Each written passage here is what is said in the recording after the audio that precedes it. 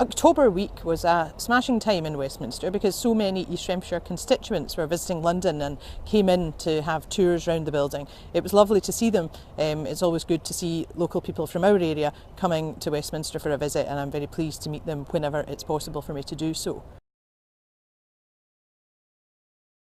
One of the local people who was in Westminster was Louise Russell, who was receiving an award for the fantastic charity work she does with her charity Give a Dog a Bone. Louise gets animals and elderly people together and facilitates all the funding which is required to do that. I was really pleased for her. I think she certainly deserves that accolade. Less positive was yet another meeting at the Foreign Office regarding Billy Irving of Neilston, who remains in jail in India.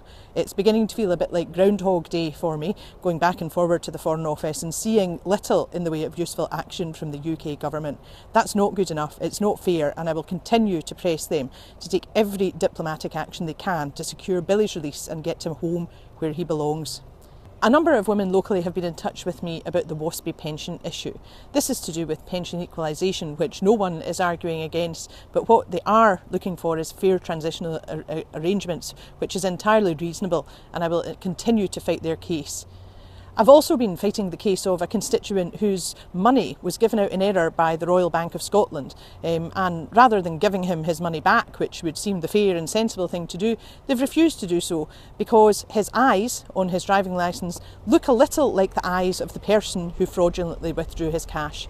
It's simply not good enough for banks to treat their customers in this cavalier manner. This month I have laid down a number of early day motions in Parliament, notably an early day motion that relates to the protection of humanitarian workers in Syria. With the very dangerous situation there at the moment, it is imperative that we look after those who are willing to put their lives on the line to protect others.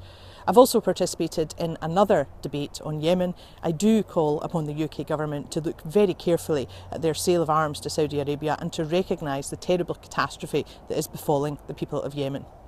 I also put down a letter to the Home Secretary calling on her to act in relation to the child refugees who are in Cali, unaccompanied children who are in terrible danger and peril. I know that this is something that a great many constituents are concerned with. I share your concerns, and I hope that the UK government acts to assist these children now.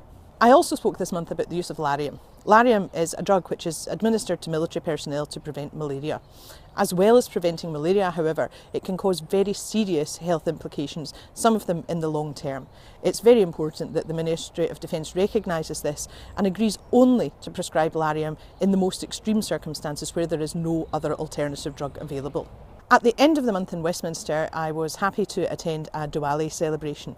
I know that Diwali is celebrated by many constituents in East Renfrewshire, and as we go further into the dark autumn nights, it's certainly a nice thing to be able to celebrate the Festival of Light in that way.